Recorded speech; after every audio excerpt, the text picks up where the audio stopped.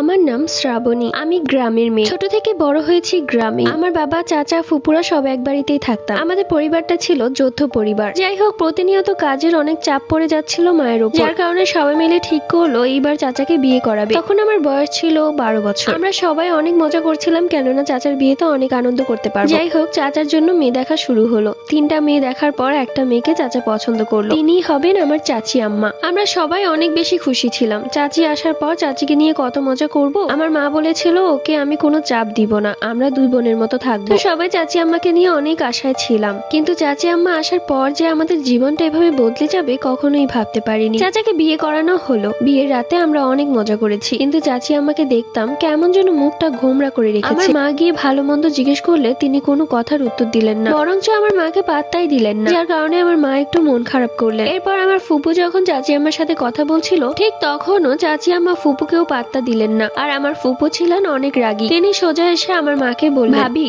আমার মনে হচ্ছে এই মেয়েকে বিয়ে করিয়ে আনিয়ে ভুল করেছে। এর এত অহংকার, কথাই বলছে না। আমার ছোট ভাইয়ের জীবনটা মনে হয় শেষ হয়ে যাবে। তখন আমার মা ফুপুকে বোঝায় যে নতুন বাড়ি আর নতুন লোকজন, তাই হয়তো কথা বলতে লজ্জা পাচ্ছে। আমিও তো প্রথম দিকে কথা বলতে লজ্জা পেতাম। বিয়ের পরের দিন দুপুর 1টা বেজে গেছে, কিন্তু বড় বউ ঘর থেকে বের হচ্ছে না, যার কারণে আমার মা আমার হাতে নাস্তার প্লেট ধরিয়ে দিয়ে বলল যে তুই গিয়ে দিয়ে আয়। আমিও চাচি আম্মার ঘরে গেলাম। আমি গিয়ে দেখলাম চাচি আম্মা ঘুরে কি যেন একটা করছে। আমি যাওয়া মাত্রই সে তাড়াহুড়ো করে তার ব্যাগের ভেতর কি যেন একটা ভরে ফেললো। আমি বুঝতে পারলাম না, কিন্তু ছোট মানুষ তো, তাই আগ্রহ একটু বেশি। আমি চাচি আম্মাকে নাস্তা দিলাম। এরপর তিনি নাস্তা খেতে লাগলেন গেট লাগিয়ে। অন্যদিকে আমার ফুপু খুব রেগে আছে। নতুন বউ এত ভাব কিসের? মুখের ওপর দরজা লাগিয়ে দিল। যখন চাচি আম্মা দরজা লাগাচ্ছিলেন তখন ফুপু বরাবরই বসেছিল, তাই বিষয়টা ফুপুর খারাপ লেগেছে। তখন আমি আমার ফুপুকে গিয়ে বললাম, জানো ফুপু, আমি না দেখেছি চাচি আম্মা কিছু একটা লুকাচ্ছিল। এই কথা শুনে ফুপু ভাবলো যে হয়তো গহনা লুকাচ্ছিল, কিন্তু লুকানোর কি আছে, আমরা কি ওর গহনা নিয়ে নিব নাকি? তো যাই হোক, আমার রাতের বেলা কোনোভাবে ঘুম আসছিল না। আমি মায়ের পাশে বসে জানালা দিয়ে চাঁদের দিকে তাকিয়েছিলাম। হঠাৎ করে আমার চোখ পড়লো বাড়ির উঠানের দিকে। দেখলাম লাল শাড়ি পরে